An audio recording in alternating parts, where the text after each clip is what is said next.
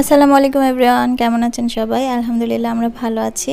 তো এই যে দেখেন আমার কবুতরগুলো, অনেক দিন হয়ে গেল ওদের কোনো আপডেট ভিডিও আপনাদের সাথে শেয়ার করি না। তো আমি আমার কবুতর যে 3 জোড়া নিয়ে এসেছিলাম, 3 জোড়ার মধ্যে এখন 2 জোড়া শুধু কবুতর আছে। আমি যে সিঁড়িঘরে কবুতরগুলো রেখেছিলাম তখন এই যে নিচের যে আমার কবুতর জোড়া, সেই জোড়া কবুতর কি সে বিড়ালে না বিজিতে যেন খেয়ে ফেলেছে। তো ওখান থেকে সেজন্য নামিয়ে নিয়ে এসেছি পরবর্তীতে।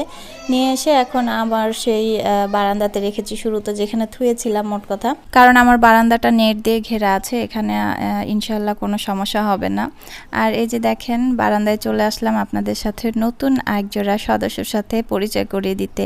এটা হচ্ছে আমাদের হানিবানি, একে আপনারা হানিবানি নামেই চিনবেন কারণ এদের নাম দেয়া হয়েছে হানিবানি। যাই হোক, এই পাখিগুলো আমরা এই তো কিছুদিন আগে পাখির দোকানে গেছিলাম, তো সেই দোকানদার ভাই নাবানাইফাকে গিফট করেছেন। তো আমার মেয়েরা তো অনেক খুশি।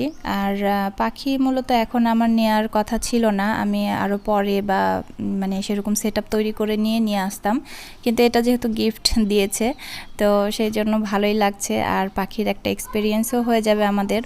যাই হোক, এ তো এখন এটা আছে আমাদের বারান্দাতে, নতুন আরও হচ্ছে আমার সদস্য অ্যাড হয়েছে আমার কবুতরের সাথে।